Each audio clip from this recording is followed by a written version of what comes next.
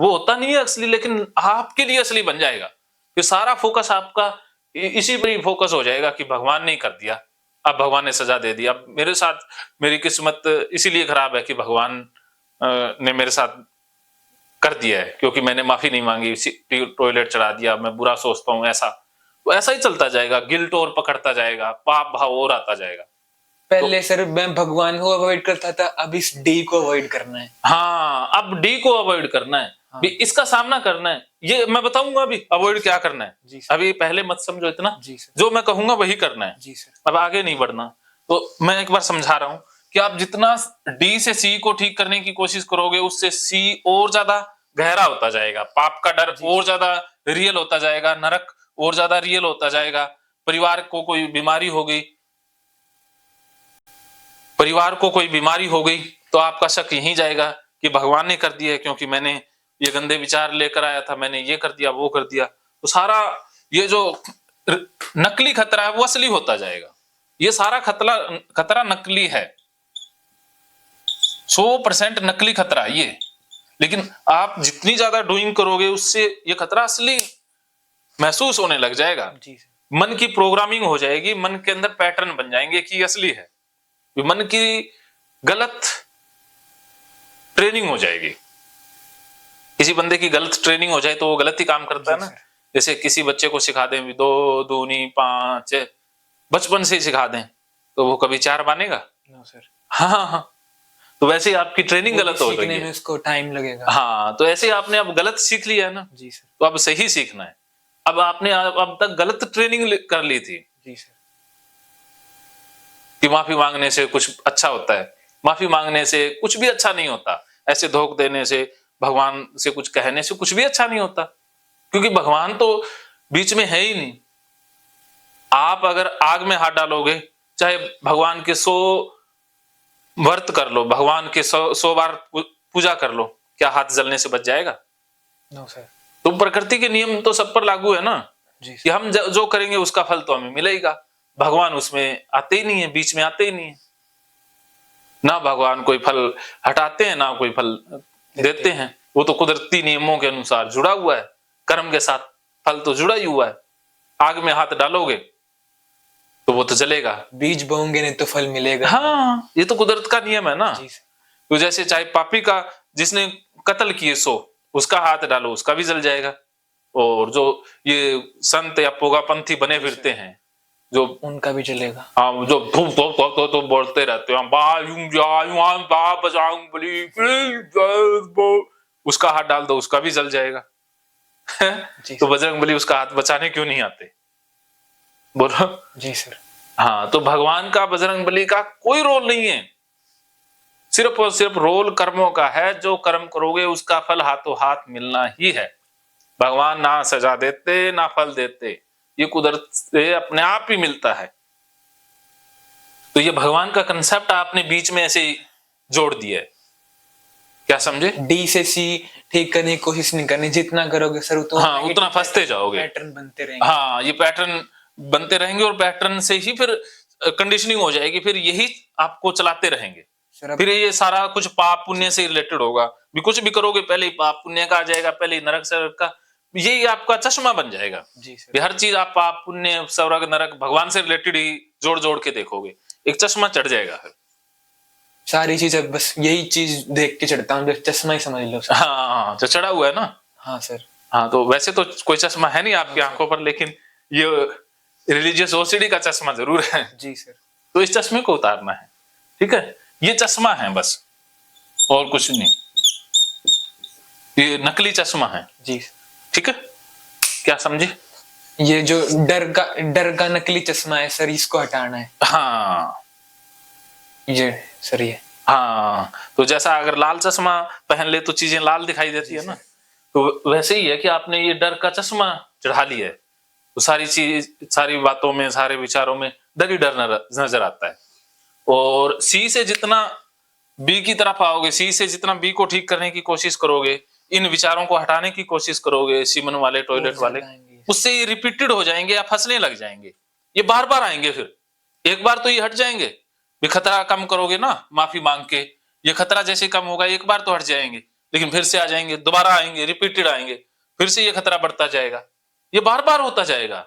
अभी इसी तो में कुछ हो रहा चक्रव्यूह है, में फंस जाओगे। अभी तो कुछ हो रहा है, फिर और आएंगे सर। हाँ, फिर और विचार फंसते जाएंगे, रिपीटेड हो जाएंगे। जी सर। और बी से जितना ए को ठीक करने की कोशिश करोगे, उससे ट्रिगर नए ऐड हो जाएंगे, फिर भगवान का नाम आ जाएगा, फिर शिव आ जाएगा, हनुमान आ जाएगा, बजरंगबली आ जाएंगे, कृष्ण आ जाएंगे, ऐसे राम, लगता है। जैसे 36 करोड़ पता नहीं जितने देवी देवता हैं, माताएं हैं, बहनें हैं, जो भी हैं, वो सारी इसमें ऐड होती जाएंगी।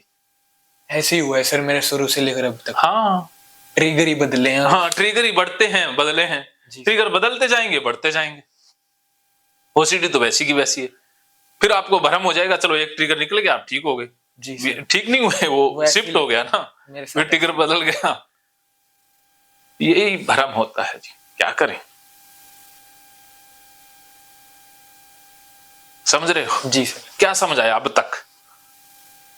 सर यही डी को सी से नहीं, बढ़ते ही जाएगा सर। डी को सी से ठीक नहीं करना, सी को बी से, बी से। Very good. वैसे आपकी समझ अच्छी है, लर्निंग पावर अच्छी है। जी सर। समझ जल्दी लेते हो।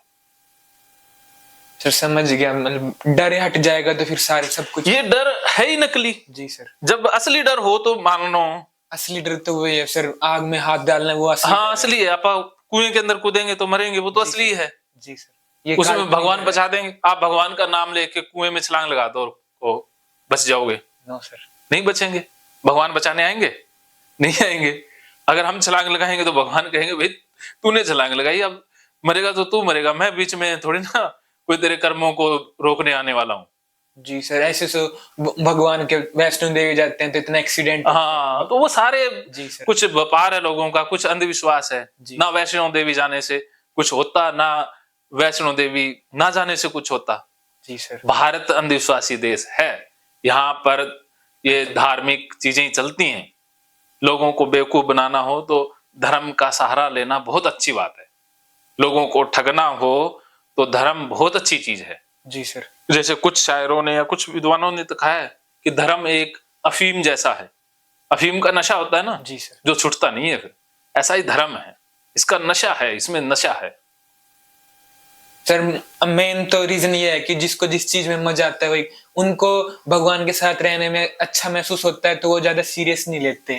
हाँ, तो जो मन अच्छा समझे ना, जिससे मन को अच्छा लगे वो करो सारी चीज। बस अच्छा लगे और जिससे सबका फायदा हो। जी सर। भी खुद का भी फायदा, सबका फायदा। सर्व हिताय सर्व सुखाय।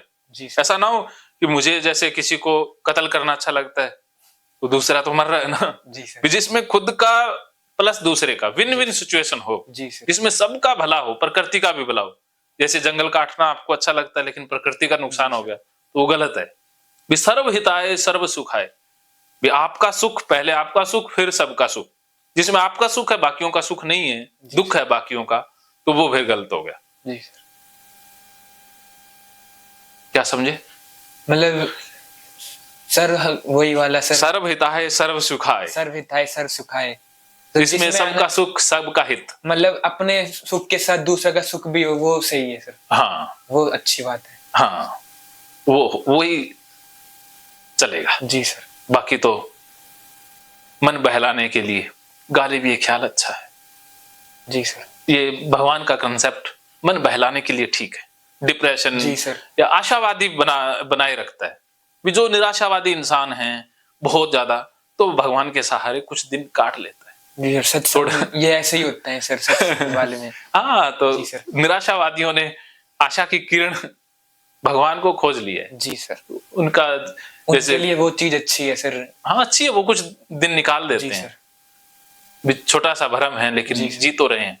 वरना वो इतने उदास हो जाएं, हताश हो जाएं तो शायद वो मर भी जाए ना। जैसे बूढ़े लोग ज्यादा इन चीजों में जाते हैं तो उनको अब कोई करने की चीज नहीं है तो वो भगवान को समर्पित कर देते हैं। हाँ, वो फिर वो अपने लग गए तो उसमें वो दिन कटी हो जाता है उनका, दिन कट जाता है उनका। काम लगा मिल गया ना उनको। जी सर।